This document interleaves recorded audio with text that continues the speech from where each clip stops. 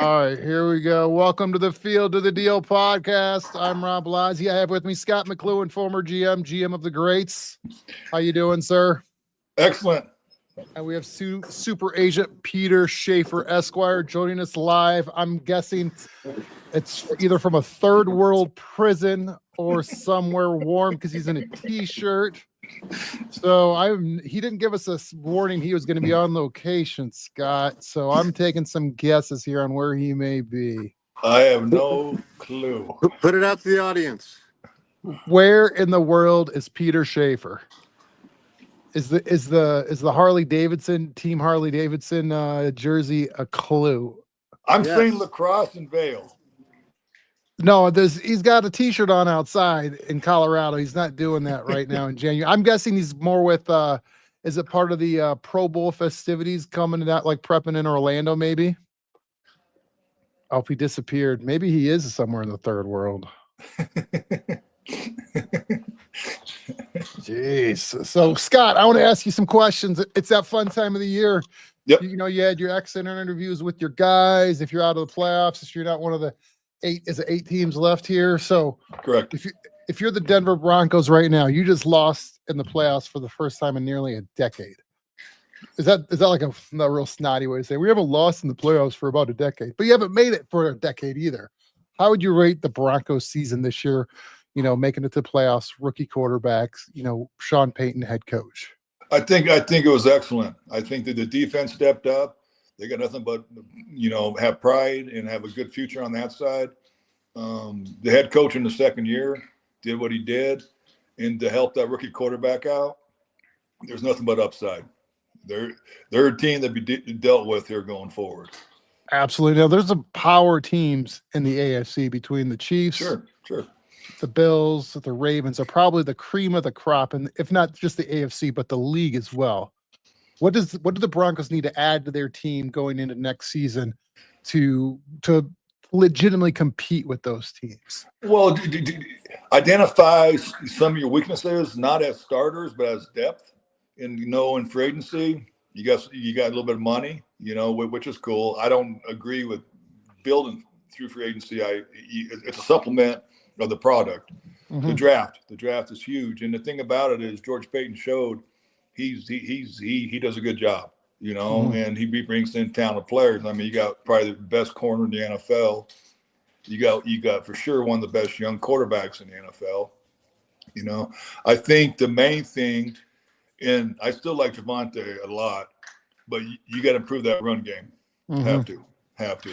Do you think it's the style of the run game and what his skill sets is just not like you've said this 1,000 times in these 20 weeks we've been doing this? Is fit. It's got to be a fit. Is Javonte just not a fit for what Sean Payton, how he wants to run the ball? No, as a back, I mean, you need two. Every team that's still in the playoffs, they have two. Mm-hmm. And you got your pounder and you got your scat back, what do you want to call it, third down back. No, he's fine. Thing about it is, he came off the ACL. And it takes 8 to 10 months to recover when it's said and done, but also takes 2 years to get back to where you're at. Mm-hmm. You remember his rookie year; he was rolling. He was. I mean, and it's not going to change. He's getting older. I get it, but still, he's still young. But it's. It seems like he doesn't break the tackles that he did his rookie year. Is that a fair assessment? Yeah, certainly, because he's a power back. But he also has some quickness and some instincts, some vision, some cutability. And I think the Bronco fans, they should be ecstatic about what's coming forward. Ecstatic. No, I'm as a Bronco fan, like right now, was this the first year in how many years we're not looking for a quarterback or trying to figure out that key piece? And we have our offensive line basically intact here under contract. So we have young wide receivers. Yeah. Okay, so it's like we're really looking at, like you said, running back and probably tight end. I think tight end's fine, tell you the truth. Really? The thing you nailed is the fact that, the quarterback. You got a young quarterback on a rookie deal, and he can play, and he proved it. And I'm telling you, 2/3 of the league would love to have Bo Nix right now. 2/3. Absolutely. What? By the way, did you see the Sean Payton end of the season press conference at all? No. So it's actually really good. Like because I imagine as a competitor, you always hate losing your last game. There's no doubt about that. But you also kind of go, people outside the Broncos organization were putting it like 6 wins for the season. Yeah. And arguably one of the worst rosters in the league. No. And you're going like, hey, we just won 10 games and made it to the playoffs. It's that time where you kind of do a victory lap if you wanted to as a coach, as, someone in charge of the organization. But he's like, hey, we're proud of our guys, but we want better. We want to do better. We want to win more. We want to. It's like it was one of those like that's a great way to put it. I might have already said this on the show before, but I played pool against Sean Payton. You talk about a competitor? Holy smokes. But the thing is, it's not a bad roster at all. Yeah. Not at all. And the thing that's been really good since Georgia's gotten there, and not saying anything bad about Elway whatsoever at all, is the fact that he identifies football players. Mm-hmm. And they don't have to be the superstars. They don't have to be the best of the best, but you need to have starters and you need to have depth. Mm-hmm. And what Denver did this year was really positive, is the fact that they won games, and with a young quarterback, a rookie quarterback. And that's impressive, because all it's going to do is get better. It's not going to absolutely. Get worse. It's not going to get worse. Speaking of young quarterbacks, we're looking at, just for fun, Monday night national championship college football. How much do you weight that game in a performance from a player? Like, say you got a pretty high draft grade on someone, maybe somewhere in the first round, and if they have a great game versus stink it up, how much weight does a game like this really give you?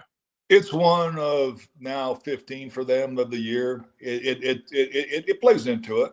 Mm-hmm. But still, because it's not so much the talent you already seen. You've already done them all fall. You've seen them have success in games. You've seen them make the plays he can't, whatever. It's more like who steps to the plate. Mm-hmm. Who's the one that's got the cojones that can stand up and say, okay, boom, I'm taking this thing over. Mm-hmm. Now, both of them are very intriguing because they're both big guys. They both have strong arms, and they both have good tape. It's almost with like Ohio State. Everybody downgrades Will Howard because of the talent around him. But that's not his fault. He's got 2 backs, he's got 2 receivers, he's got tight end, he's got good offensive line. The thing with Notre Dame with Riley Leonard is the fact that he just needs to show that he can control an offense, be one of those guys that steps up and says, listen, it's go time. You know what? And I got your back. I'm going to do this, and this. You guys just follow me. So it'll be interesting. It'll be a good game. Oh, who do you got? Ohio State, Notre Dame? Or you're just not picking? I'd take Ohio State just because of the talent level they have on offense. You know, and the defensive front's pretty damn good. I've given a lot of good grades to Ohio. I'll just say this: I gave more good grades to Ohio State than I did Notre Dame for draftable. For guys that draftable. Do you think the internal culture of a team like Notre Dame is building something special through their coach? Not that Ryan Day hasn't built something special or has carried on something special, but from where Notre Dame was just a few years ago to where it's at today, it's clearly different. How much is that team culture? Like, that's got to be hard to grade. We're like, is this guy good just because the guys around him, and like, is everyone elevating each other when he's now not playing with these guys? How do you evaluate that? That's the whole key thing with the All-Star games and the combine and the pro days and the 30 visits you can have with players. The thing that's been unique about Notre Dame, because I've never been a real big fan since I started doing this with Notre Dame guys, because a lot of them don't pan out, in the league. They changed the culture from the standpoint of just getting football players, tough guys that want to get after you. Ohio State always had that. Big Ten's always had that. But with Notre Dame, it was like 5-star coming out of high school, which was great. Yeah. I mean, if Notre Dame knocked on your door and you're a 5-star athlete, you're on the list. You're good looking guys, big, strong, very athletic, boom, boom, boom, boom. But did they have the cojones to drop it when you needed to do it? And they couldn't do it. Now the thing with Freeman, what he's done is build a different culture. And it's kind of cool because, in college, he's a linebacker, so he's building the premises of the fact that, listen, we're going to play hard ball. We're going to play tough ball. We're going to play physical ball, and that hasn't been Notre Dame in the past. Yeah, no, I could see that. Yep. No, this year they're doing it 100%. No, this is the epitome of one of those games where I really, like, on an emotional level, I really don't care who wins the game. Like, I don't have a bet, an emotional interest. It's one of those where you like both enough programs where I really want it to come down to the fourth quarter and the last drive of the game. That's what I want that fourth quarter to matter. I hate it when the game's like this and it's like, you're halfway through the third quarter and you're like, if some team doesn't make a play now, it's basically over. Well, I think it's going to happen. I think it's going to be a heck of a game because Ohio State, after the Michigan loss, it was just devastated. And, the fans were devastated. Everybody was devastated. And they're like, if he don't win, one or two games in the playoffs, then he's gone and all that. And, of course, they've done what they've done. And they stepped to the plate. Yep. And, and it's like you said, a culture. Every now and then you're going to get knocked down. You're a prize fighter. You're going to get knocked down. What do you do when you come back? Yeah. And they proved they can come back. And the thing about Notre Dame is the fact that they have nothing to lose. I mean, it's house money. Yeah. It's house money. They're just going to roll. Just do this, and this, and this, Hey, speaking of house money, we're going to go back to the pros because I think still one of my favorite, well, it's because I'm from the area, but one of my favorite teams now to root for and to see how they play the game and how they coach the game has got to be the Detroit Lions here now going into the playoffs. Dan Campbell goes for it on fourth down more than about any other team. I just pulled up the stat. They've gone for it 33 times this year on fourth down. Oh, yeah. Do you know what their conversion rate is? Good. I think it's great. Like, I could be wrong. You're like, no, that's not good enough. But they got it 22 times. So, 66% of the time they get it. And so, that's awesome. And I was talking to a coach friend of mine, and we're talking about that. And the first time you go for it on fourth down as a team somewhere in the season, you're like, oh, there's a lot of pressure on us. They've done it 33 times already now. Yeah. They're like, oh, it's just another, what's that? They're basically doing it twice a game. The thing about Dan, I think I told you this already. He could come out A&M, I scout him. He's a tight end. And he's half crazy. But I'm telling you. Is there such thing as half crazy? Is that half pregnant? Come on. He's half crazy. No, he is half crazy. But also, he's highly intelligent. Highly. Most half crazy people are highly intelligent. Yeah. I wish I was that way. Half crazy or half intelligent? Both.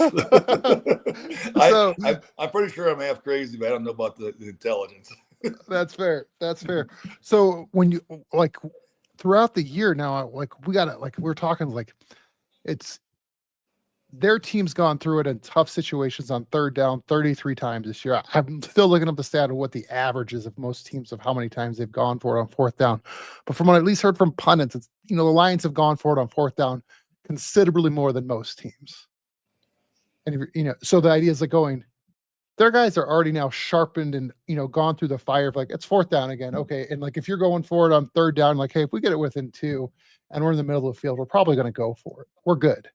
It's got that, it's that expectation of if you've never gone for it on fourth down and now you got to go get it. It's oh, this is a huge play, but now it's oh, it's just another fourth down. We're going to go get it.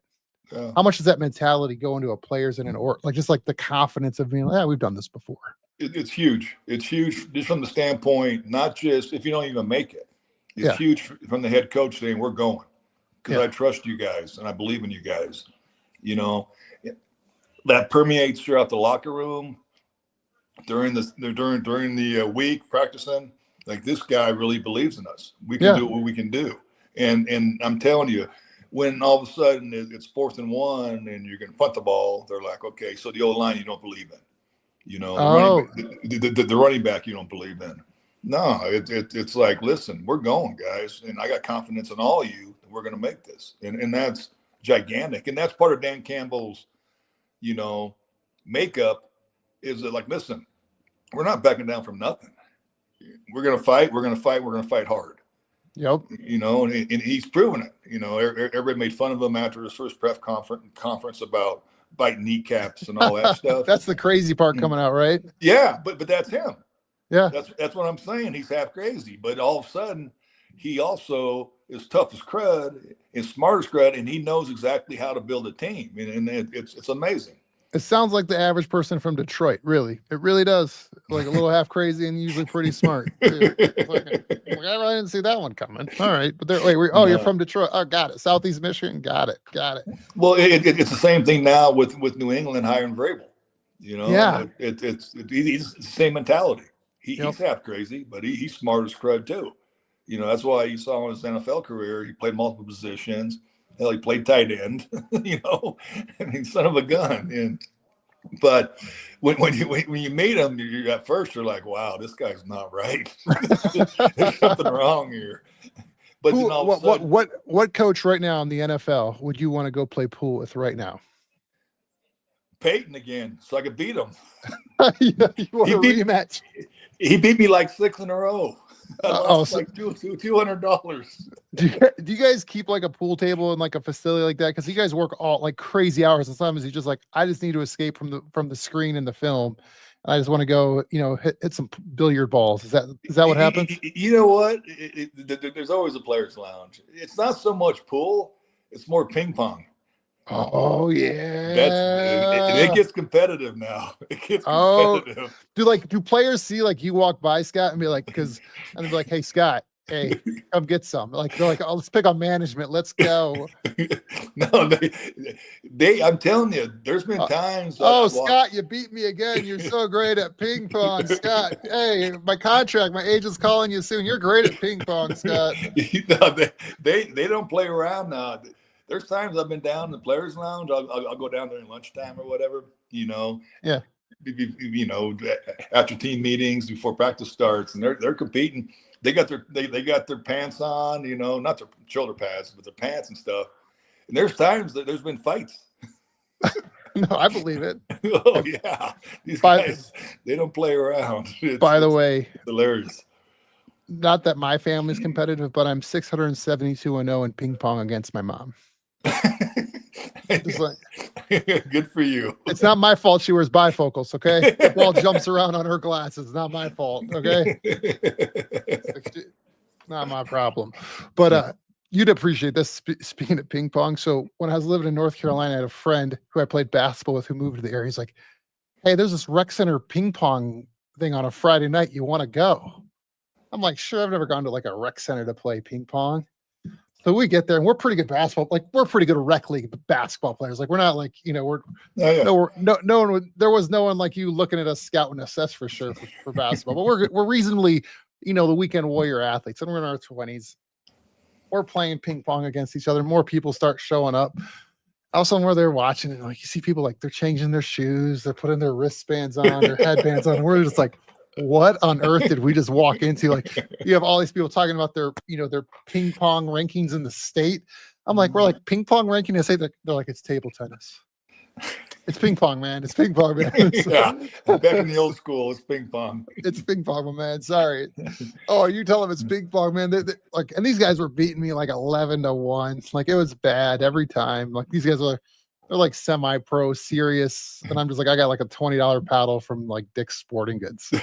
I'll tell you a really quick story. Me and my brother played in the NFL. He's athletic. He's really good athlete. We went to a cornhole tournament. Yes. And Dave's like, you want to practice? And I'm like, no, why? Well, you're a baseball guy. You got muscle memory. Yeah, this is simple. So we get to the first match, they match you up with certain people. Yeah. And the guy looked at me and he says, you want no part of us. I'm like, why? He says, well, we've already won 150,000 this year going around the country doing these tournaments. Nice. It's like for charity. Yeah. I'm like, what? They nailed every freaking one. Wow. Like at some point, you're like, can we move make it a moving target or do something to make it a little bit more challenging? Can you blindfold them? Yeah, it's like a free throw contest at some point. Like you're gonna make if you're a competitive free throw shooter, you're gonna and no pressure. You're gonna make a lot of them in a row, and that's really what cornhole Well, is. the guy said that's how we make a living, going around to these tournaments. Wow, I mean, it's amazing. Like it's muscle memory, that's for sure. And if you can do it, but it's still a talent, I mean. Oh yeah, especially if all you're doing is sinking it. There's not like, hey, I got to put it on the board. Like so that's crazy. I'd put one close and then knock it off, and it go and theirs would go in. Like, this ain't right. Oh, gee. Okay. What head football coach would you want to play cornhole against, or would you want on your team? How about that? You need a cornhole partner besides me. What you're gonna pick a head coach to be on your cornhole team. Who would it be? One that's active or that's retired? Let's go active first. I would say that I've been around. I'd say Pete Carroll. Oh, really? Oh yeah, okay. He's very analytic. He knows angle. Okay. What about retired coaches? Mike Holmgren, just because it'd be so funny. That's awesome. No, both really good guys. Both, but Pete would be. He's very competitive now. You can see him on the sidelines, how active he is, and all that. Is he in line for a head coach? I've heard rumors of his name at some of these head coaching jobs out there. Yep. And I think he wants back in. Oh, that'd be great. Yeah. You know what? And I'm telling you, Rob, he's not just as a really good coach, he's a really good person. He's a really good guy. And you know what? And he takes care of his players. He holds them to a standard, and he makes them live to the standard. But he also knows when it's time to get after him or it's time to help him out. It's a tough distinction to know that. That's for sure. That's tough. Well, especially nowadays with the new generation of players coming out, we talked about it. They all feel entitled, and when you have a coach like Pete Carroll that's been there, done it, proved it, won it, in college and in NFL. But just to see, he's the same guy every day, very, very, very consistent. And he's high energy. You look at him, you think he's 50 years old on the sideline. And I think he's 73 or something, 74, whatever it is now. So he's like Belichick's age in that area. Yeah, but he gets after it now, and it's really impressive. And the players feed off it, big time. So there is, what do we got, like 6 or 7 head coach openings in the league this year? Yep. Which one is the most desirable place to be the head coach right now? Are you allowed to answer that with your background, or like which one? Yeah, I can. We got the Cowboys, the Bears, the Jets, the Jaguars, the Saints, the Raiders, and the Patriots already got their guy. So we're down to 6. Yeah. Well, the thing about it, everybody's saying that it's gonna be Jacksonville.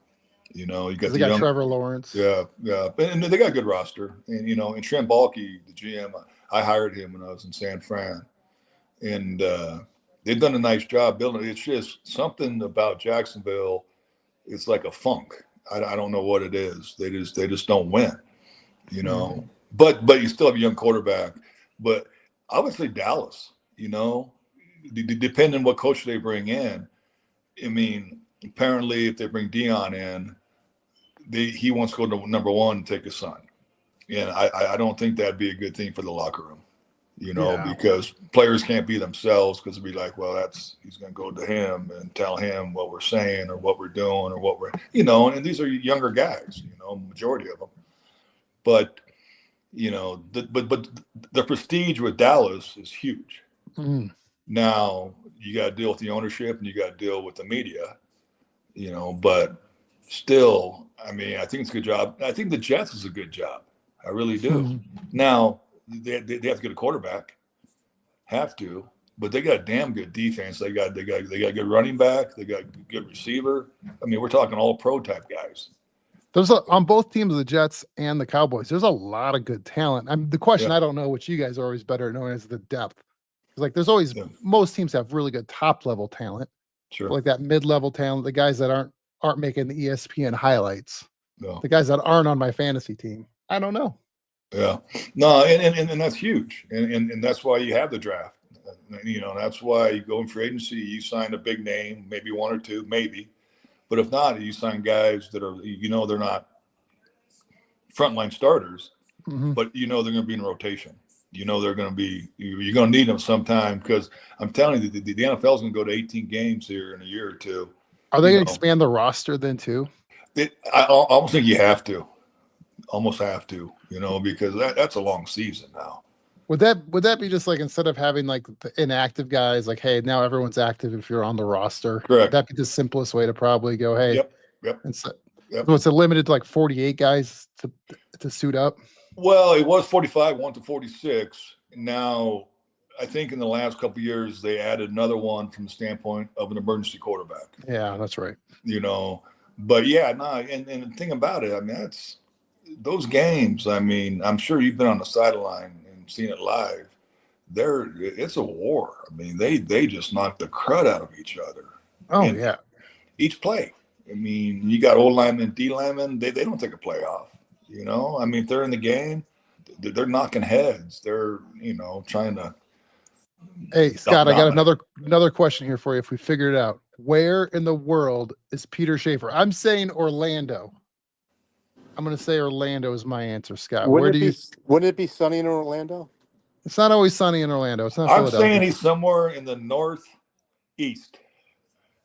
Give me a state. Give me a state, Scott. Got to pick a state. Pennsylvania. In the Civil War, North or South? North. I'm saying South. North. He's got a T-shirt on. That's all right. He's a tough guy.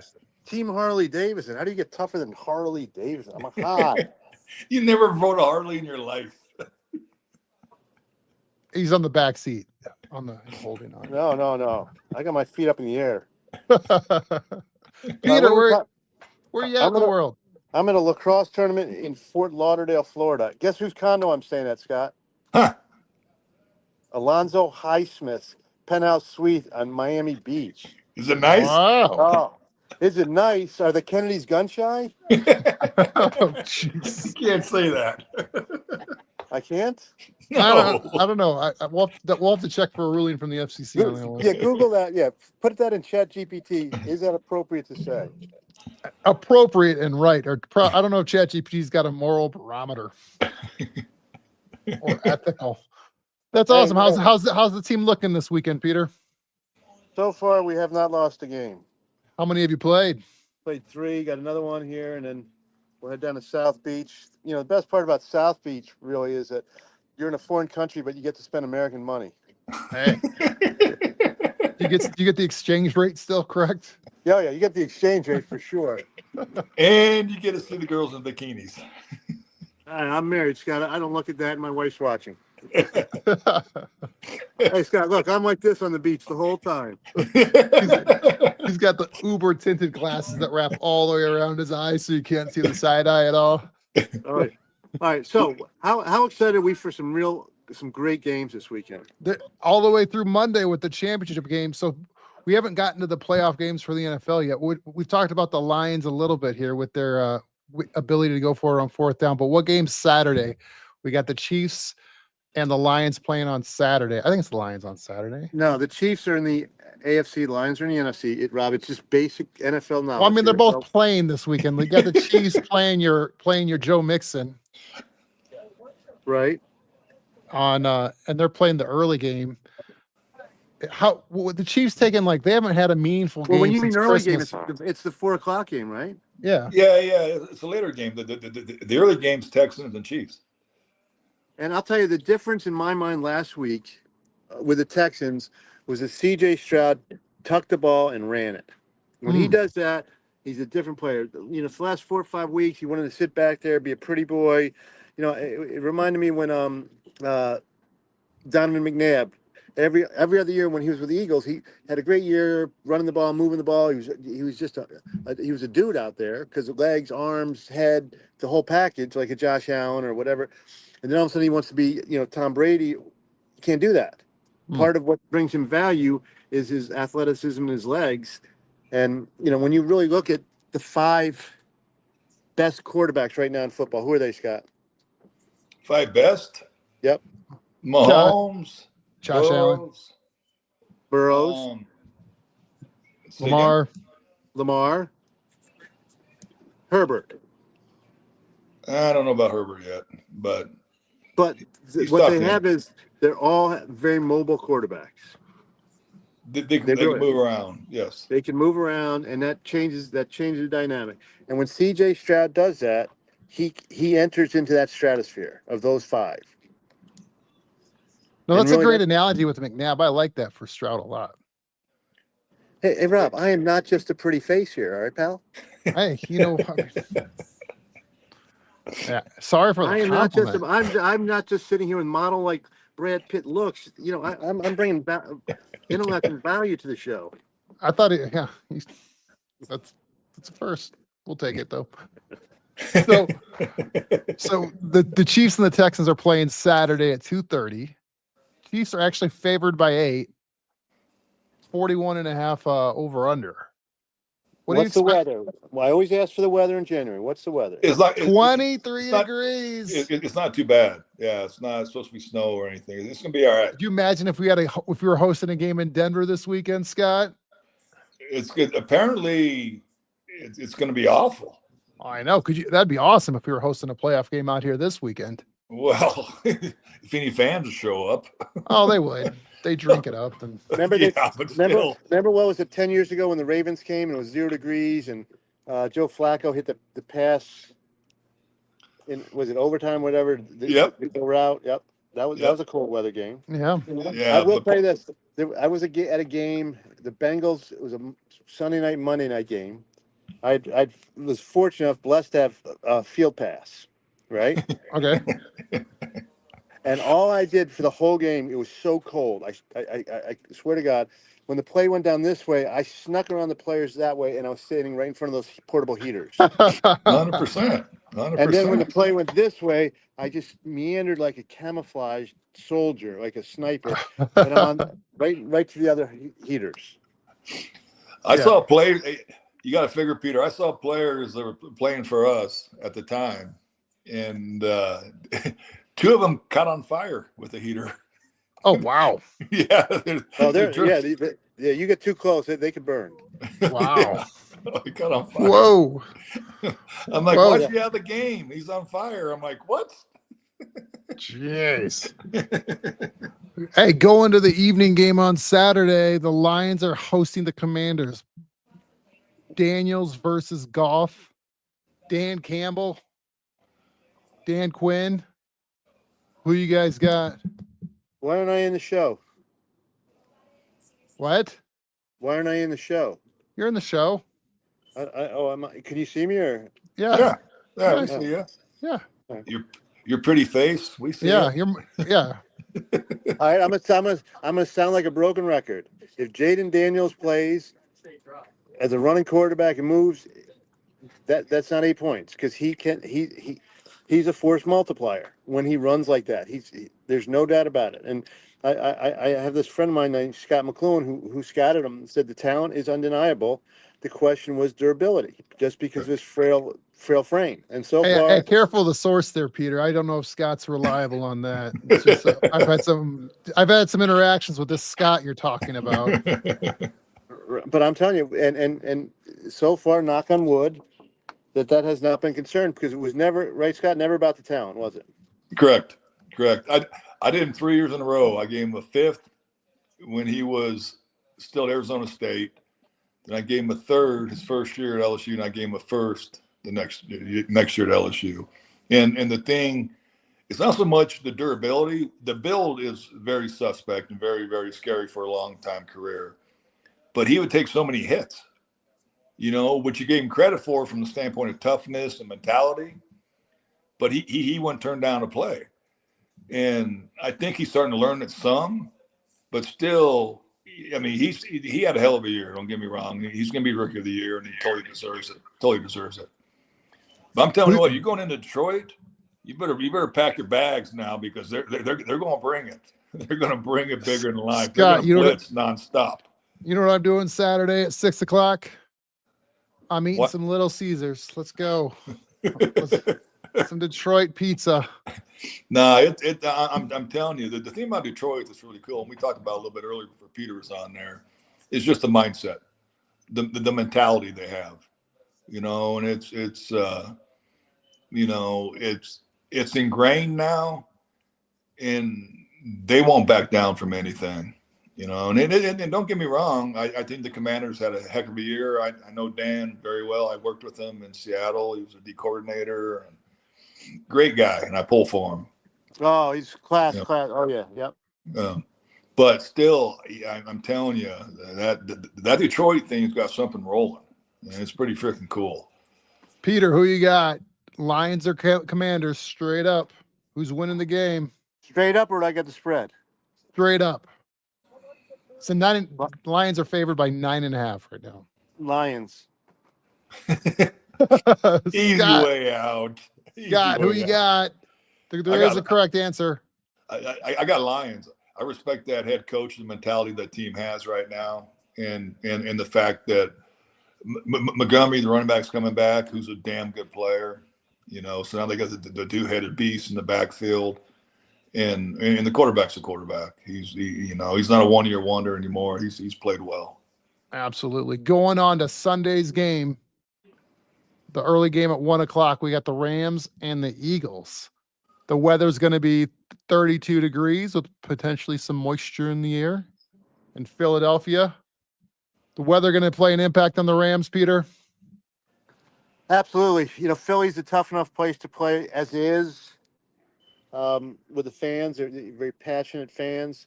The weather there, oh yeah. And what time's that game? Because I'll tell you why. What time's the game? 1:00.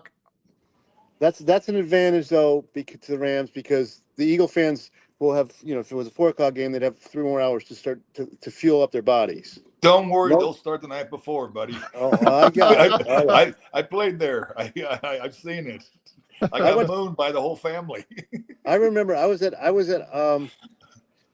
a Eagles game. The Rams. Speaking of the Rams, Jerome Bettis was playing for the Rams, right? It was at the old Veterans Stadium. So we're sitting in some they weren't great seats, but they were good seats. And there were 2 empty seats in front of us. And all of a sudden, just 2 Rams fans came up and sat in the seats. They weren't their seats. And all of a sudden, the Eagles fans, 5, 6, it took them a while to figure it out. But they realized that they weren't in their seats. They were Ram fans. And they just started beating the crap out of these 2 guys, right? Whoa. And so we break up the fight until the ushers come and say, well, what happened? And the Eagles fans, well, they were in the wrong seat, so we beat them up. They're like, okay, that makes sense. And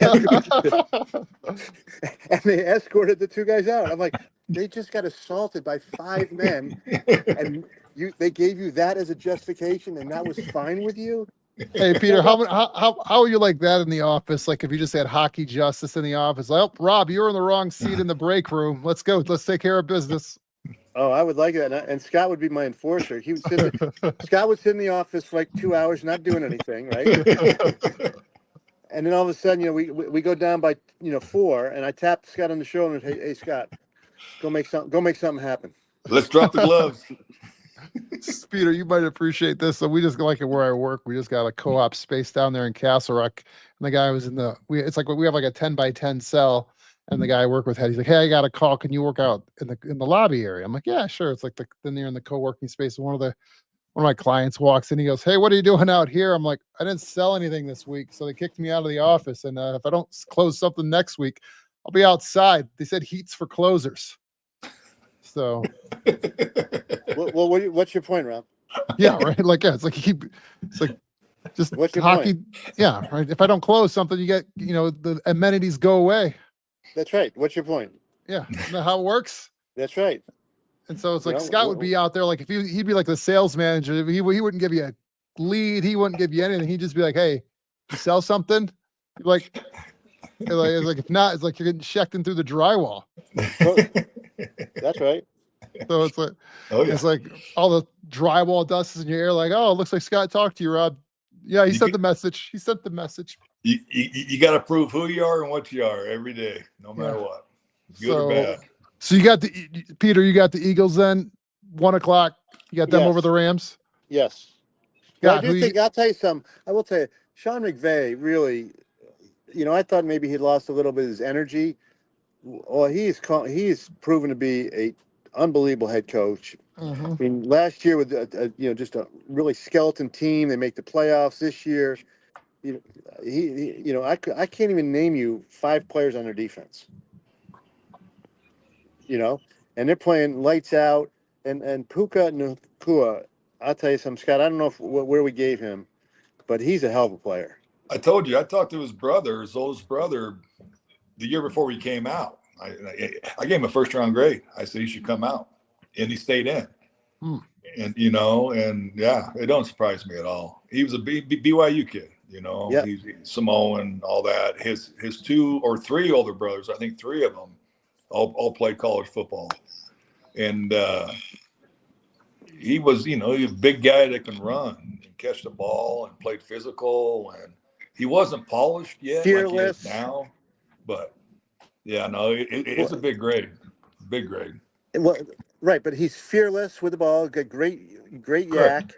And the thing that Sean McVay is really doing is putting him in a situation to create tremendous mismatches. Yeah, well, and the thing is, Peter, I was with McVay in Washington, and he told my son last year, he said, I'm going to do biography, and your dad's going to be in my first chapter because he's the one that named Kirk Cousins the starting quarterback, and I wanted him to be the starting quarterback, and no one else did.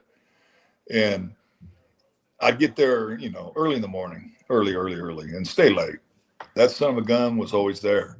And his uncle was the personnel director for the 49ers, for a long time. Great dude. And he called me and he says, "Can you just do me a favor? Can you just do a phone interview with my nephew?" And I'm like, "Sure." And Sean was at the time probably 22, maybe 23. I don't know what it was. And to this day, he still reminds me of that. He said, "You're the first one that ever gave me an interview." Well, I didn't tell him why I did it, but yeah, it was his uncle. It might have been his granddad. One of the two. Yeah. But no, I'm just telling you right now. It was John McVay. McVay. They're running on all cylinders out there, and I don't think it's a lock for sure. I think that they really are, and Nacua is playing lights out. Yeah. Well, the thing about Sean that always reminded me of was John Gruden.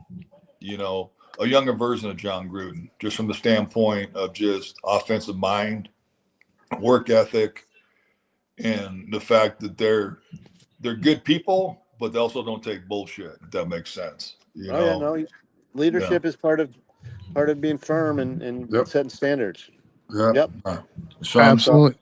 That's why I'm rooting for the Rams, actually, guys. I think cool. I like the underdog story. I like McVay. I like Stafford. And I want to see Stafford play against the Lions in the NFC Championship game. That's what I want. Because I'm a fan. I don't. And then the last game is?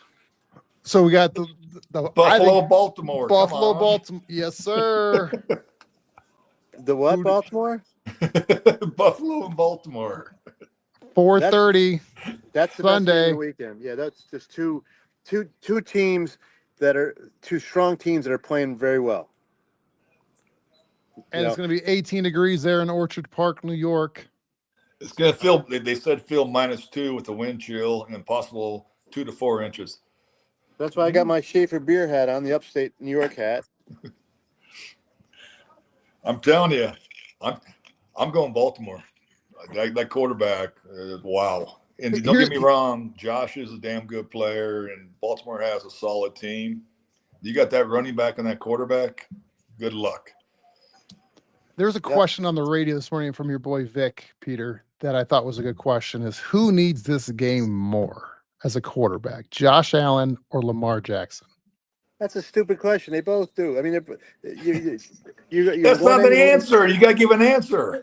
Don't attack the question. I'm not CNN. No, Vic's an idiot. It's an idiot question. They both need it. Okay, well, which one needs it more? That's what he asked you. They both need it. They both need it for Hall of Fame. They both need it for prestige. It's 1A and 1B for the Hall of Fame. I'm calling BS. I'm calling BS. I think there's an answer to the question. I think wanna hear- Lamar. I think Lamar needs it more beef because he's going to get jerkies? his third MVP this year and a third MVP. Just like when they were complaining about Jokic's MVPs without winning a title in the NBA, it's the same thing. They're going to call him a regular season quarterback. All the other stuff. Dan Marino made it without a Super Bowl championship, but I'm with you. LaMarcus needs it. Yeah, LaMarcus needs it big time, just for his own psyche and for the media to stay off him as a playoff guy that can't win the big one. Josh is fine. Josh is good. He's got many years left, and he'll win one. But the Marcus, he needs DeMarcus, you mean Lamar? I know. Lamar. I'm sorry, Lamar. Jeez Louise. Come on. You got me confused now because you think both of them is a big game. It is a big game. Don't get me wrong. It'll be a good game. I don't know why they're playing in the evening in Buffalo. I have no clue why they set that up. But TV. But yeah, I think Lamar needs it the most. I think that's for his own psyche in the media. I think too is just sort of get that like the Steve Young monkey off the back. Correct. Like, hey, Correct. let's win one here. You got all the tools you need, but like the AFC and even whenever you're playing the best of the best in your league, it's loaded, and it's the NFL any given Sunday. 100%. Yep, no. 100%. I think the ratings going to be through the roof. The one thing that helps the rate, or two things that help the ratings, are obviously good games. But it's going to be cold in 90% of the country. People ain't going out. People ain't skiing. People ain't golfing. They can sit there with onion dip and the clicker. Absolutely. Who you got, Peter? Bills or Ravens? It's a 1.5. Baltimore's favored by 1.5. I'm going with a team that's city starts with a B. Well, that would have to be Baltimore because they're in Orchard Park, right? Is that? No, I'm going with. I think that Scott hit the nail on the head. When that running back in the cold weather gets going, he's a load. Well, and the thing about it too, Peter, is right now he's dangerous because he has an anger to him, knowing that he wants to win this thing. And he's been told, as you're well aware, all week, we're going to pound. The old line's been told we're going to pound. It's going to be cold. It might be snowy. We're going to run the heck out of the ball. Then all of a sudden, you start running the ball like they're gonna. You got play action, and then even the play action is not open. You got the quarterback that can run the ball. I honestly can't tell which team you're talking about when you give all that description right there. It sounds like it could be either team. No. And if you really want to say it, though, I'll tell you. If you talk about like who needs the game more, I think Sean McDermott in Buffalo needs the game to establish himself as a really elite coach. True. Right? I'll tell you when Ozzie Newsome hired Harbaugh, everybody's like, everybody thinks he's this great coach. He was a special team coordinator in Philadelphia, and Ozzie Newsome said, "Well, this guy's going to be the guy." And you got to give Ozzie a hell of a lot of credit. And then a couple years ago, they should fire John Harbaugh. He's really turned into a hell of a head coach. But Sean McDermott that's a legitimate question. Sean McDermott needs this for legitimacy to put him up as one of the elite coaches in the NFL. No, that's a good point. So you got a team that starts with B, Peter. Scott. I'm gonna go with the Buffalo Bills home team. Home team. Scott, who you got? Peter's wrong again. Baltimore. I'm going with Baltimore as well. I want to see King Henry do it. Peter, you're playing too much lacrosse. Your mind's not right. Whew. A, mine's never right. B, you can never play too much lacrosse. Those are actually both those valid arguments. Valid arguments. Going to Monday night. We got Ohio State, Notre Dame. Let's think back to 4 weeks ago when they were talking about when Ohio State lost to Michigan. Ryan Day was on the next train out of Columbus. He was gone. He was fired. Oh, my God. And I believe Rob said, it's more important to beat Michigan than the national championship. And I said, no. People forgot. Right now, they're in a natty championship. Ain't nobody talking about losing to Michigan. Oh, there's still a Buckeye fan who's bitter. There's still bitter Buckeye fan. No, they've right now they've moved on, and Don't worry, they'll get over if they win this game. Don't Yeah, worry. winning solves a lot of problems. The thing that's cool about it, and Peter can relate this, last year, because I did Will Howard when he was at Ohio or K-State. And I have a brother that works in the league, and he didn't like him.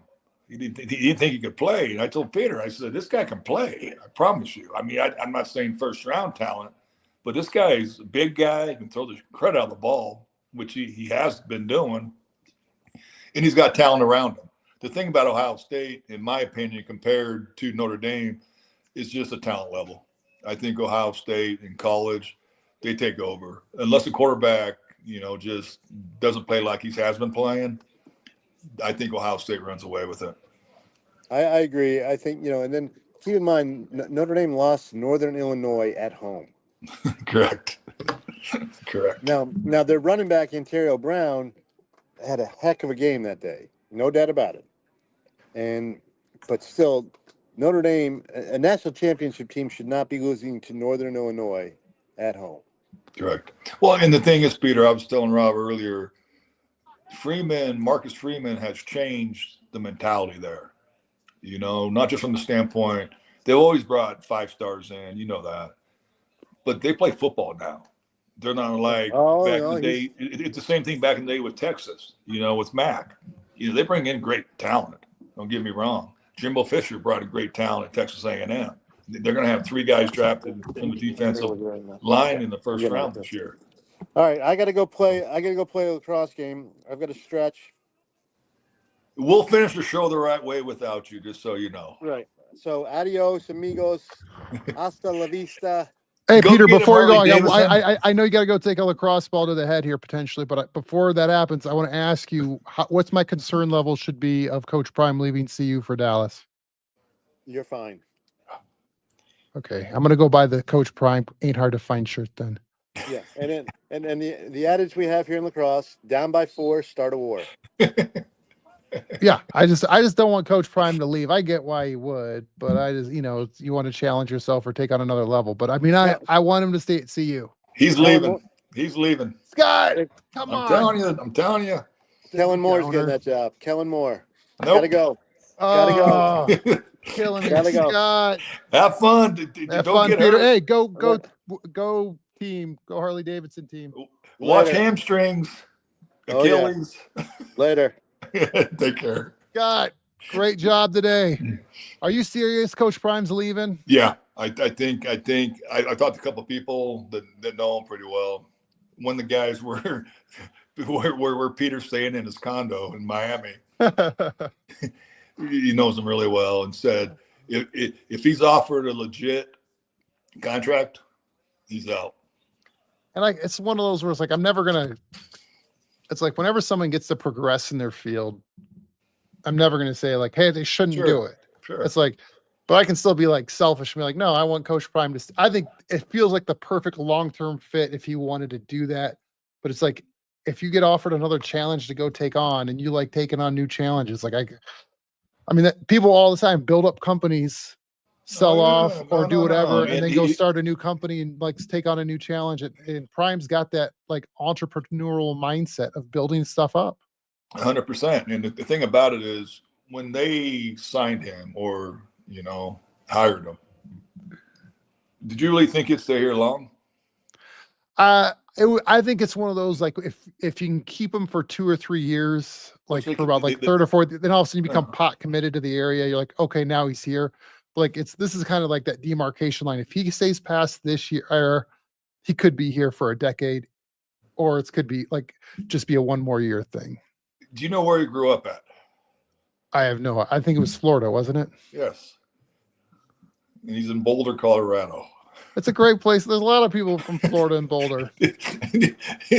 I'm just saying geographically. I mean, guys like him live in a different world than you and me, Scott. He lives in a world where he can go jump on a plane and go be where he wants, whatever he wants. We can you and I have to go through TSA. Like true. It's like most of the time. Dion's like, yeah, you know what? I'm going to go to my house in Texas, because it's like, you think Dion's hanging out in Colorado with like -4 degree weather this week? He's like, no, man, I'm going somewhere a little bit more pleasant. Nah, they said he's snowmobiling. He's not snowmobiling. Yeah, that's what they said. They said that, but like it's like that's the plan. Also, you look at the weather, like, nope, I'm not snowmobiling. Like I know this. I grew up here and I wouldn't do that. right? No, dude. Yeah, no. And the thing about it is, and when you realize as a head coach, when you're in college, you have to recruit. Yeah. And that's what's surprising about Belichick. Going to North Carolina, it's so much easier in the NFL because you don't have to deal with that bull crud. You don't have to sell your soul to a young kid and their parents. And that's a lot of work now. You're on airplanes all the time. I mean, you're in and out. You're going everywhere. In the NFL, you have the draft. You have free agency. Yep. Then you got your team. And for a lot of the coaches, and especially ex-players that are coaches, they're like, I can do this for a year or two, maybe 3, but no, I don't. I don't have enough energy to keep doing this and doing it. And then, nowadays with the college balls, the NILs come into play. The transfer portal comes into play. There's a lot of moving parts. Hey, Scott, can I tell you my fan theory of what Deion's doing? Because I think Deion's always playing chess while we're looking at the checkerboard. Okay. I think he's going down there when he's hanging out with Jerry Jones. He's going, hey, maybe not a good fit for me here at this moment to be, the head coach in Dallas, but why don't you drop 20 mil to my NIL fund? And you can kind of own part of the Boulder, the CU team as well. You can get best of both worlds, Jerry. Come on, use some of those water rights money over here. Come on. If Jerry offers him the job and he denies it, him and Jerry aren't buddies anymore. I know Jerry. They're not buddies. It's a friend turning. I think it's a fundraising trip for the NIL fund. That's what I'm saying. Let's get some more billionaires. I'm sure there's plenty in Boulder. Well, you got to get some of your money up there to see you. Yeah, if I go to see you, I'm going to Cafe Mexicali. And that's really good, by the way. It's phenomenal. My wife introduced it to me. It's like, that's what's getting my money in Boulder. And there's that one really cool shop there on Pearl Street that we got all some kitchenware stuff. That's about it. That's about all I can afford at Boulder, Scott. That's about it. Partner. I've been there. My brother went to school there and played there. I've been there a lot of times, and yeah. So very good. Well, Scott, it's been fun. Hang on for 1 second as we end this. Thank you so much. We'll talk to you next week. We'll see if our playoff predictions are right. Perfect.